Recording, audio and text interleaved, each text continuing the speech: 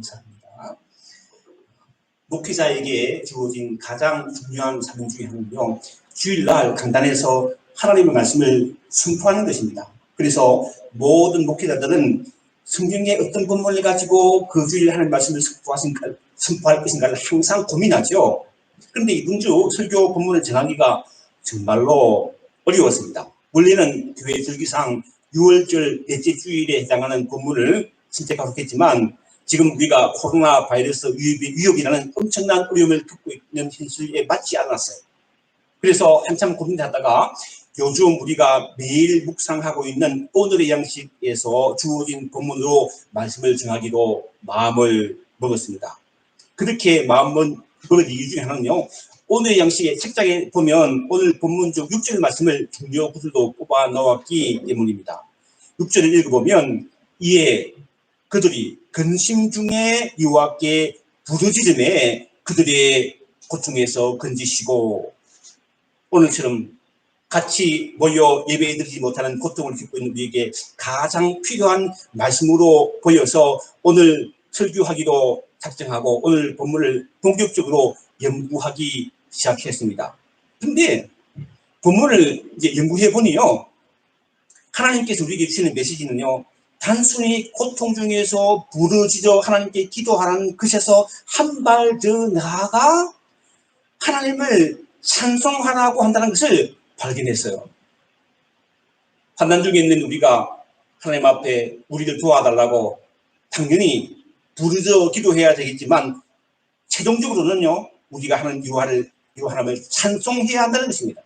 그래서 오늘 설교 제목을 여호와를 찬송할 이유라고 정했습니다. 사랑하는 성도 여러분, 우리가 살고 있는 미국 땅입니다. 미국이 세상에 제일 잘 사는 나라잖아요. 땅이에서 주일날 교회에 모여서 함께 예배드리지 못하고 각 가정에서 온라인으로 예배를 드리는 이러한 암울한 상황임에도 불구하고 우리가 여호와를 찬송해야 할 이유가 무엇인지를 오늘 본문 말씀을 중심으로 함께 살펴보므로 은혜 받기를 원합니다. 오늘 읽진 않았지만요, 1절 말씀을 보면 이렇게 시작합니다. 여호와께 감사하라. 여호와께 감사하라. 모든 부모는요, 어린 아이들을 키우면서 해야 할 일, 꼭 해서는 안 될 일을 가르치죠. 그런데 해야 할 일을 가르칠 때 꼭 하는 것 중 하나가 바로 감사합니다라고 인사하는 거예요. 시키는 거예요. 아이들이 어른들에게 어떤 선물을 받거나 칭찬을 받으면 머리를 숙여 감사합니다라고 인사하도록 시키죠. 근데 사실은요, 아이들만 감사합니다라고 해야 되는 것은 아니죠. 우리 어른들도 적절한 때에 감사함을 표현해야 합니다. 예를 들어서 내가 만약 어떤 사람에게 어떤 호의를 베풀었는데 그 상대방이요, 아무 소리 안 하고 돌아서면요, 그건 예의가 아니죠. 우리가 하나님 앞에서도 마찬가지입니다. 하나님의 은혜를 받고서도 하나님께 감사하지 않으면 그것이 큰 문제라는 거예요. 그래서 사도 바울은 데살로니가전서 5장 16절에서 이렇게 권면합니다. 범사에 감사하라. 이것이 그리스도 예수 안에서 너희를 향하신 하나님의 뜻입니다. 그러므로 예수 믿는 우리는 범사에, 즉 모든 일에 하나님께 감사해야 합니다. 그렇다면 우리는 왜 범사에 하나님께 감사해야 할까요? 오늘 본문의 10편째는요, 우리가 하나님 앞에 늘 감사해야 한 이유를 이렇게 말합니다. 1절을 다시 읽으면 여호와께 감사하라. 그는 선하시며 그 인자하심이 영원함이로다.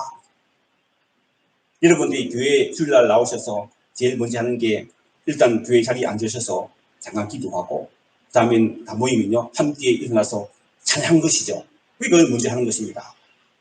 이처럼 고대 이스라엘 백성들은 예배를 시작할 때 방금 읽은 1절 성경 구절을 낭송했습니다. 예배 인도자가, 요즘 말하면 목회자가 여호와께 감사하라 하면 성도들이, 왜냐하면 그분은 참으로 선하시고 영원함이로다 라고 화답합니다. 그들이 여호와 하나님께 감사했던 이유는 아주 분명했어요. 바벨론에서의 70년간의 암울하고 지긋지긋한 포로 생활에서 오직 하나님의 도우심과 하나님의 은혜로 자신들이 살던 조국, 그립던 조국 유다 땅으로 기적적으로 돌아왔기 때문입니다. 이어지는 2절 3절이 그것을 분명히 증거하고 있습니다. 2절, 3절 읽어보면 여호와의 속량을 받은 자들은 이같이 말할지어다. 여호와께서 대지계선에서 그를 속량하사 동서남북 각 지방에서부터 모으셨도다. 여기서 속량이라는 말을 인터넷 찾아보니까요, 구구사전 이렇게 설명되어 있거든요. 역사적으로 몸값을 받고 노비의 신분을 풀어주어서 양민이 되게 함.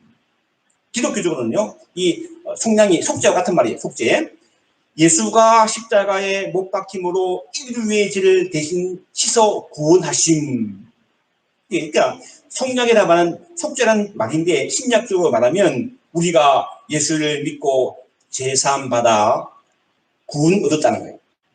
그것을 의미하는 것으로 그 당시 이스라엘 백성들이 하나님의 은혜로 바벨론의 종에서 자유함을 얻어서 자신들이 살던 정든 아름다운 고국 땅으로 돌아왔다는 것입니다. 요즘 우리 상호로 말하면 코로나 바이러스로 교회에 모이지도 못하고 집에 갇혀 있는데 오직 하나님의 은혜로 자유롭게 교회에 모여 찬양하고 예배하고 식사하고 규제하게 되었다는 것입니다. 얼마나 귀한 일이에요. 만약 그렇게 된다면 하나님께 감사해야죠. 그리고 한 걸음 더 나아가 선하시며 인자하심이 영원하신 하나님을 찬송하는 것은 너무나 당연한 일이죠. 이와 같은 원리가 예수 믿고 제사함 받아 구원받은 우리에게 그대로 적용되는 것입니다. 구약의 이스라엘 백성들에게 이러한 하나님의 은혜가 임하였는데 그들에게 임한 은혜로 그들은 하나님을 찬송했다는 거예요. 그러므로 예수 믿는 우리가 하나님을 찬송해야 할 이유는 첫째, 우리를 고통에서 건져 주시기 때문입니다. 저는 이제 1999년 LA 국제공항을 통해서 미국에 처음 들어왔는데 한국하고는 분위기가 많이 다르더라고요. 저를 안내해 주신 선배 목사님을 따라서 이제 공항 주차장으로 엘리베이터를 탔는데 앞에서는 미국 분이요, 웰컴 투 USA. 제가 뭐 처음 본 사람인데 미국 처음 본 분들 느낄 수 있는가 봐요. 근데 미국은 말이 다를 뿐만 아니라 도로가 한국과는 전혀 달랐습니다. 한국은 도로가 좁은데 미국은 프리웨이가 쫙 퍼져 있는 게 정말 멋있고 좋더라고요. 너무 신기해 좋았습니다. 그런데 그렇게 좋아 보이던 프리웨이가 악몽이 될 줄은요, 그때 깨닫지 못했어요. 제가 도착하고 첫째 주인가 둘째 주인가 기억은 잘 나지 않는데 교회에 가려고 나갔는데요. 제가 그 어떤 교회 방문하고 싶어서 교회 가고 나갔는데 프리웨이를 탔다가 길을 놓쳤어요. 복잡하게 연결돼 놓쳐가지고 아니 11시 시간 다 돼 가는데 못 찾으니까 정말 스트레스 받더라고요.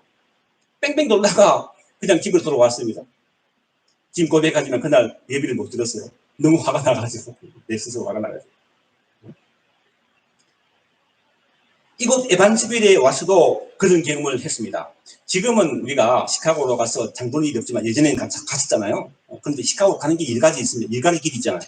근데 시카고에서 내려오면서 지도를 잘못 보고 잘못 찾아가지고 오는데 정말로 그냥 헤맸습니다. 스트레스 굉장히 많이 받더라고요. 여러분도 아마 그런 경험들이 있으실 것입니다. 그런데 이스라엘 백성들은요, 광야 사막길에서 그런 경험을 했습니다.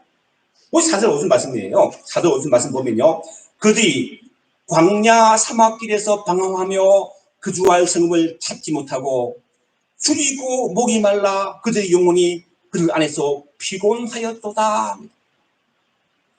우리가 넓고 잘 닦여진 길을 찾지 못하는 것도 큰 스트레스고 막 그런데 광야 사막길에서 길을 찾지 못했다면 얼마나 큰 고통이었을까를 생각만 해도 끔찍합니다. 그런데 이스라엘 백성은요, 무려 40년간 광야에서 갈 길을 찾지 못하여 헤매었습니다. 민수기 14장 33절은 이렇게 증거합니다. 너희 자녀들은 너희 반역한 죄를 지고 너희가 시체가 광야에서 소멸되기까지 40년을 광야에서 방황하는 자가 되리라. 여러분, 40년을 아무것도 없는 광야에서 방황하는 고통이 얼마나 그렇겠습니까? 광야에는요, 물도 제대로 없었으므로 그는 당연히 목이 말랐을 것이며 불확실한 장르로 말미암아 마음이 굉장히 불안했을 것입니다. 바로 우리가 그런 상황에 놓여 있잖아요. 우리는 지금 무엇 하나 확실한 것이 아무도 없습니다. 언제 학교로 다시 돌아가게 될지, 언제 편하게 일을 하게 될지 아무것도 모르는 상황입니다. 이때 우리가 해야 할 일은 그동안 하나님을 잘못 섬겼던 죄를 회개하며 부르짖어 기도하는 것입니다. 부르짖어 기도할 때 하나님께서 고통 속에 있는 우리를 건져 주실 것이기 때문입니다. 6절 말씀 보면요. 이에 그들이 근심 중에 여호와께 부르짖음에 그들의 고통에서 건지시고, 오늘 우리가 살펴보고 있는 시편 107편은요 43절까지 이어지는데 6절과 똑같은 표현이요 13절, 19절, 28절에서 무려 3번이나 반복되고 있습니다. 그만큼 중요하다는 것이죠. 사랑하는 성도 여러분, 금신 중에 있으십니까? 그렇다면 하나님께 부르짖어 기도하십시다. 그리하면 하나님께서 고통 중에 우리를 건져 주실 것입니다. 시편 50편 15절에서 하나님은 이렇게 약속하십니다. 우리 모두가 인생의 환난을 당하여 고통 중에 있는 이때에, 환난날에, 그죠? 이 사표 보면 환난날에 나를 부르라. 내가 너희를 건지리니 내가 나를 영화롭게 하리라. 우리 모두가 인생의 환난을 당하여 고통 중에 있는 이때에 여호와께 부르짖어 기도하며 우리를 고통에서 건져 주셨고 주시고 주실 하나님을 찬양하는 저와 여러분이 되시기를 주님의 이름으로 축원합니다. 예수 믿는 우리가 하나님을 찬송해야 할 이유는 둘째, 우리를 바른 길로 인도하시기 때문입니다. 이스라엘 백성들이 광야 사막길에서 방황하며 고통 중에 여호와께 부르짖어 기도하였더니 여호와 하나님께서는 그들을 바른 길로 인도하여 주셨습니다. 7절 말씀이죠. 말씀 보시면 또 바른 길로 인도하사 그 주할 성읍에 이르게 하셨도다. 여기서 바른 길은요, 영어로 straight way라고 합니다. straight way. 똑바른 길, 직선길, 가장 빠른 길을 말하는 것이죠. 그야말로 하나님께서 가장 빠른 길로 우리를 인도하신다는 것입니다. 우리가 짧은 인생 땅에 살면서 하나님의 부르심을 향하여서 가장 빠른 길로 가야 할 것입니다. 그래서 다윗은 이렇게 기도합니다. 시편 5장 7절 8절 말씀 보시면 오직 나는 주의 풍성한 사랑을 힘입어 주의 집에 들어가 주를 경외함으로 성전을 향하여 예배하리이다. 여호와여, 나의 원수로 말미암아 주의 의로 나를 인도하시고 주의 길을 내 목전에 곱게 하소서. 구약성경 예레미야서는요, 하나님을 떠나 우상을 섬기며 타락한 이스라엘 백성들에게 하나님의 진노가 임할 것이라는 심판을 예언한 책임에도 불구하고 회개하고 하나님께 돌아올 때는 다시금 회복될 것이라는 소망의 메시지도 담겨져 있습니다. 예레미야서 31장 9절 말씀 보면 그들이 울며 돌아오리니 나의 인도함을 받고 간구할 때에 내가 그들을 넘어지지 아니하고 물 있는 계곡의 곧은 길로 가게 하리라. 우리가 환난의 때를 지나고 있는 이때에 우리가 정결하지 못함과 불신과 교만함을 회개하고 우리 길을 오직 여호와께 맡기십시다. 그리할 때 하나님께서 우리를 가장 곧은 길로 인도하여 주실 것입니다. 다윗도 시편 37편 5절에서 이렇게 고민합니다. 내 길을 여호와께 맡기라. 그를 의지하면 그가 이루시고 내 일을 빛같이 나타내시며 내 공의를 정오의 빛같이 하시리로다 하셨습니다. 우리 길을, 우리 앞날을, 우리 인생을, 우리 교회를, 여러분의 가정을, 우리 자녀를 여호와께 맡기고 우리를 바른 길로 인도하시는 여호와 하나님을 찬송하며 살아가는 저와 여러분이 되시기를 주님의 이름으로 축원합니다. 예수 믿는 우리가 하나님을 찬송해야 할 이유는 셋째, 만족함을 주시고 좋은 것으로 채워주시기 때문입니다. 9절 말씀이죠.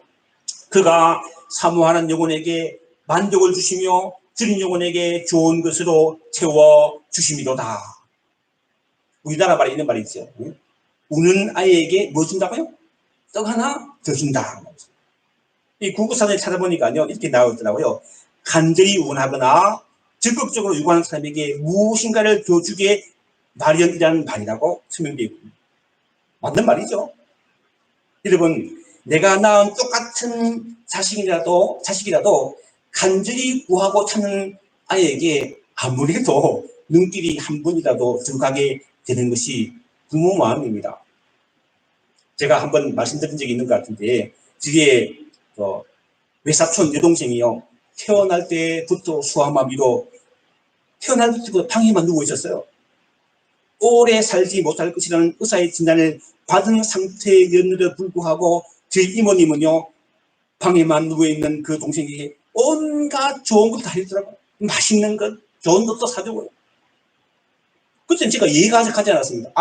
저 동생이 이제 곧 죽을 건데 방에만 누워있는데 그렇게 해주는 이모가 어리석게 보였습니다.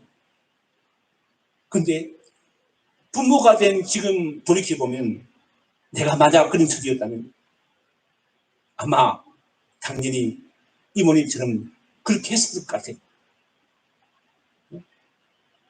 부모인 자신만을 바라보는 연약한 자식에게 그만큼 사랑을 베풀 수밖에 없는 것이 바로 부모 마음이기 때문입니다. 여러분, 우리 하나님도 그러하십니다.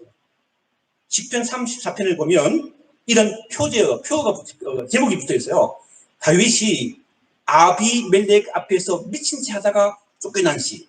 그러니까 정말로 죽을 뻔했다가 하나님의 은혜로 막 미친 채 해가지고 겨우 살아난 다윗이 이렇게 고백합니다. 시편 34편 9절 10절 말씀이죠.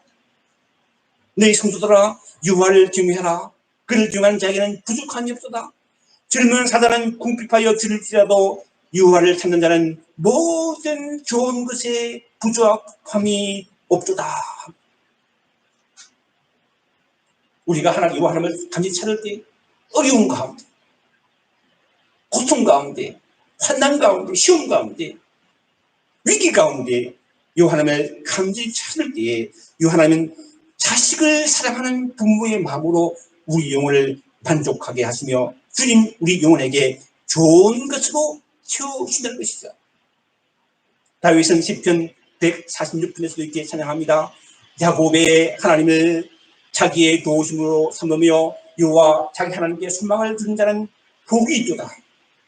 여호와는 천지와 바다와 그 중에 만물을 지으시며 영원히 진실하게 지키시며 억눌린 사람들을 위해 정의로 심판하시며 죽인 자들에게 먹을 것을 주시는 이시로다.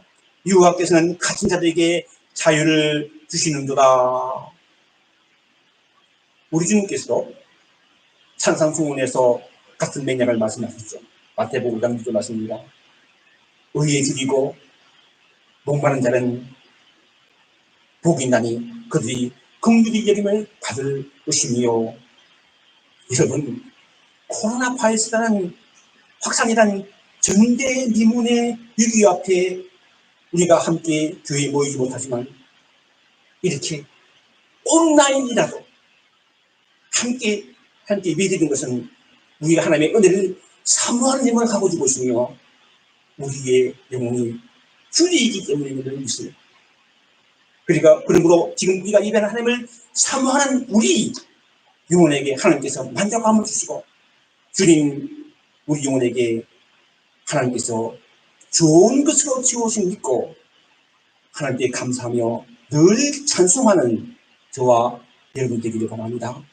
사랑하는 성도 여러분, 우리가 섬기는 이 하나님은 고통 중에 있는 우리를 건져주시고 어디로 가야 할지 몰라 방황하는 우리를 바른 길로 인도하시며 사모하는 우리의 영혼에 만족함을 주시고 주님 우리의 영혼에 가장 좋은 것으로 채워주실 줄 믿습니다.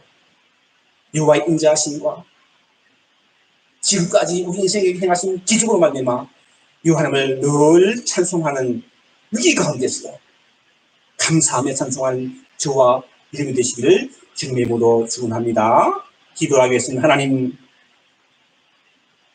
고통 중인 우리를 건져주시고 방한 우리를 바른 길로 인도하시며 사모하는 우리 영혼에게 약속하신 말씀으로 만족함을 주시고 좋은 것으로 채워주심을 믿습니다. 이런 믿음을 가지고 늘 하나님을 찬양하는, 찬송하는, 좋으신 하나님을 찬송하는, 살아계신 하나님을 찬송하는 주를 되도록 축복해 주옵소서. 예수님의 이름으로 기도합나이다. 아멘.